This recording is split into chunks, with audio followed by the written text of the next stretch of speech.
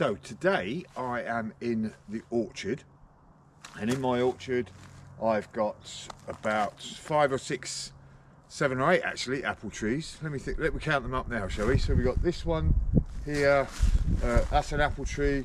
We've got a pear tree there. Behind me there we've got another apple tree, and a couple apple tree over there, apple tree over there, and a pear tree in the corner. And then I've also got these stepover apples, one either side here, and I just grow them. They're dwarf apples on a dwarf rootstock, and they just grow along the side, and we'll talk about them a bit more in a minute. But I've also got right at the back there, just on the edge of my property, some crab apples that have grown up, and there's about 4 or 5 trees there now. And you've got the one big one which I need to cut back so it doesn't start to interfere with the power lines, etc. But I want to take a couple of those out and put them somewhere else, because they have absolutely beautiful flowers in the springtime, don't they, crab apples? And if I put them in another part of the property, that'd be a really good sort of addition to the spring outlook, rather than sort of crowding themselves in that corner there. So that's what I'm going to do first, is dig that apple tree up, move it to another area, and then I'm going to prune my stepover apples. And as you can see, the supports are a few years old and they've rotted away, so I need to replace the supports to give them, you know, some nice support for the apples when they grow. And then I'll be looking at pruning back the other apple trees for any sort of dead, broken growth over the winter, to give them a good framework to grow on, support all their fruit over this spring and summer. So why don't I get on with digging that crabapple tree up. So winter is obviously a great time to prune your apple trees, all the different apple trees there, because you know the sap's gone, all the leaves are out of the way, etc. And you can chop away and get a good framework for the summer. Now it's also a good time to move any sort of shrubs and trees. In Nova Scotia, winter is not a good time for that, obviously, because the ground is normally frozen or covered in snow, etc. But now, as we've just sort of moved into early spring, and before the sap has risen on the trees and the leaves start to form, or flowers, etc., that is a good time to move an apple tree, or any sort of tree really. So this apple tree, I've already sort of pruned it hard, very hard, because obviously when I dig it up now it's going to be stressed a bit, and when I put it back in the ground, the roots are not going to be strongly sort of anchored into the soil. So any wind, and if there's a lot of branches, etc., any wind's going to knock it back and forth and not give it a chance to sort of settle in. And also it doesn't want to support, you know, the new roots, because I might have to cut them back a bit to sort of get them out.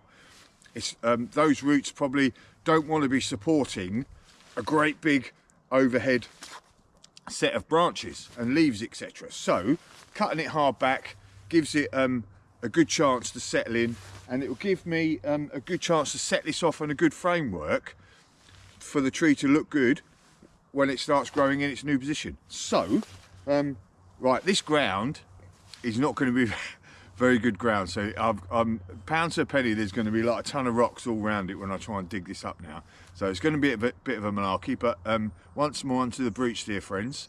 We've got to get in there. So that's what I'm going to do now. And behind me here, you know, I've got these other apple trees, and I'm probably going to move a couple of the other ones as well, because the beautiful blossom in the springtime is well worth it in different areas of the garden. But this one first, see how we get on, and right, let's get amongst it. Right, I want to start sort of digging a little bit away from the actual plant itself. Start to dig and just see how I get on.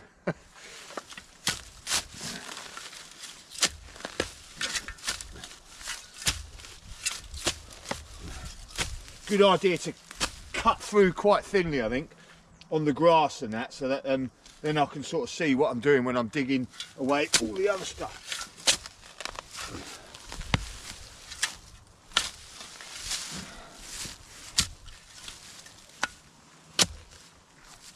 So I have a bit of a big root there. What I'm going to do is I'm going to cut it about that sort of area there. So it's got a bit of a root run, but I can't have it going all the way, digging all the way out there for my new hole. So I'm going to cut it a little bit further out there. So I'll get these, cut this back about here. Shouldn't do it any harm really. And I'll do that anywhere I sort of see roots that have gone out right out that way. I'll cut them hard back.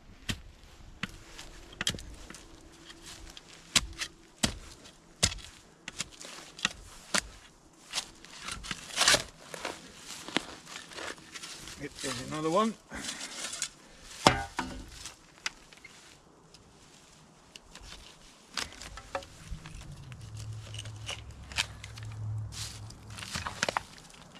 There we go, et voila. I think I've kept some good amount of roots in there.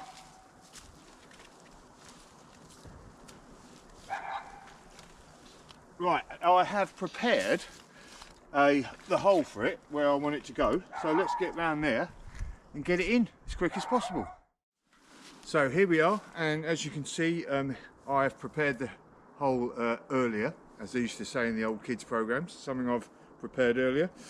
So nice big hole, and this is on my, just in front of my greenhouse, as you can sort of see, and sweeping around it. It'll get the sun all the day because it's sort of facing it's facing west that way, so the sun will sweep all the way across that way all day, so that'd be nice. A little bit close here, so I have to make sure that, you know, when it grows up a bit, I'll keep these cut back. But there's some whacking great rocks in front of there, and I can't be done with the hours it will take me to sort of get them. I'm talking big rocks, about, you know, that sort of big. So here we are in the position. It's a bit forward, so I want it to be obviously roughly about the same depth as it was before, and you can see that from this sort of area here, and you can see this sort of breaking up of the bark there is where it floods, I think, around that area. So I want to sort of keep it just below that, which is going to be a bit tricky because I've got a root. This root here is sticking up, so I don't know whether, if I take it up a bit more, it will be above ground. Don't want it sitting in a hole, because then obviously it'll be wet all the time, although it has been used to being wet all the time, so maybe it'll like it. I think it's probably about the right height, I can see there, so I'm just going to put it in from here now.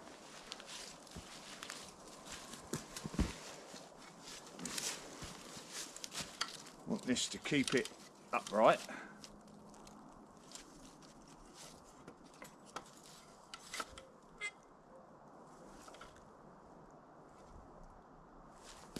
That'd be good.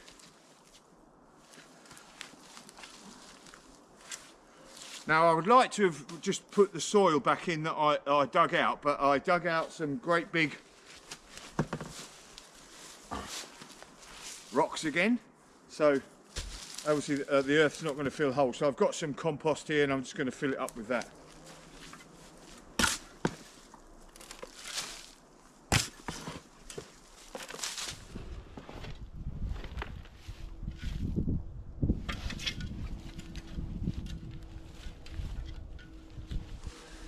Okay, that is in now, and hopefully you can see it's just sort of below the line where it was planted before, so that's good. And this I'm going to clear this off a bit, so the hill runs a bit that way, so hopefully any water will run off down that way. Anyway, so put this in now. I'm going to give it a good drink of water, even though it's absolutely soaking down here. Just a good idea to keep it nice and watered at the moment. Right, so this is its first year. I'm going to get a stake actually, and I'm going to stake it because it's obviously still a bit loose. But I'll have to go to the store to get the old buckle that you tie around that. I might show that in another video just to sort of tidy this video off.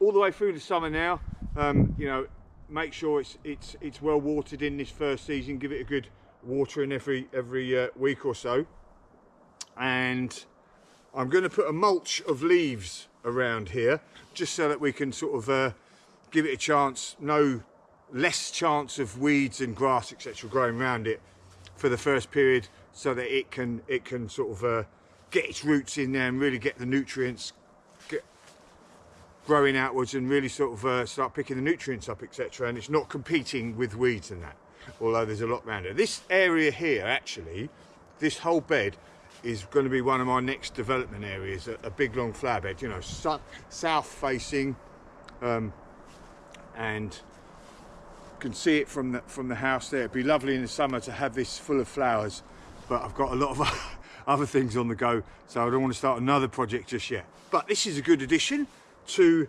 the area, and I'll be able to see that from the house, and when I'm out in the garden in the beautiful spring, lovely flowers, and then the apples, the crab apples in the summer and the autumn, for, you know, I can make crab apple jelly and one for the birds to sort of enjoy etc. So a real good bonus tree, and it didn't cost me anything. So there we go, job's a good one. Okay, so on to the stepover apples.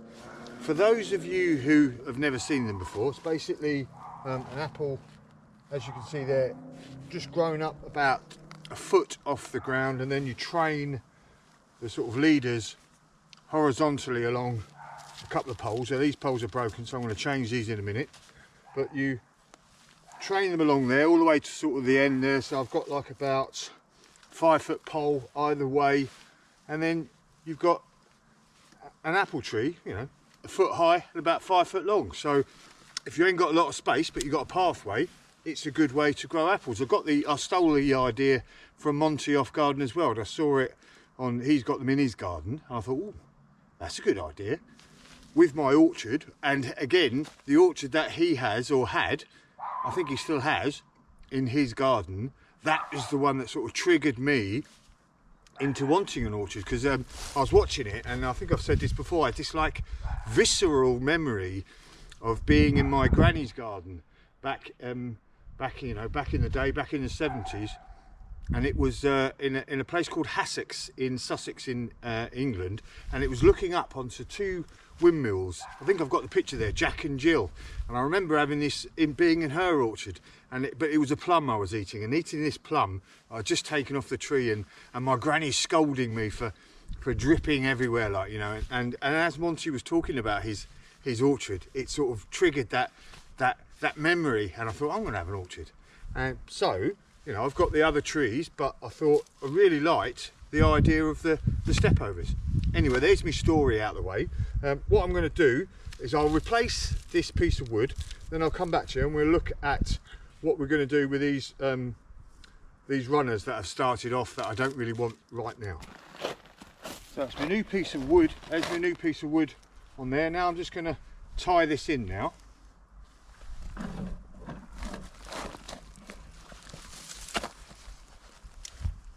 Obviously your growing plant is always going to want to go up vertically, so you've got to tie it in to make sure, yeah, we'll have it over that way, that it stays horizontal.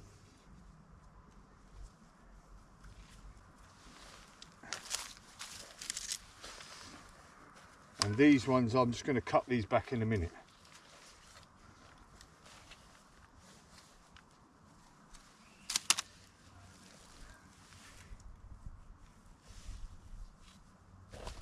Okay, so that's it tied in a couple of places. That should do the job. Now at the end here, I don't know if you can see this or not, but it is snapped off at the end. So what I'm going to do is I'm going to cut it back to this point here, and then I'm going to tie that in there, and that will train carrying on going forward. What I want to do is cut all these ones back to a little point all the way along. So I don't want this one here at all. I'm going to cut that back to here, and this is where, along these little nodes along here, is where the flowers are going to form, and we should get some apples. So I'm going to cut these all the way back so that we haven't got lots of big long leaders everywhere, and just make it nice and neat, and then all the flowers will form around these little nodules.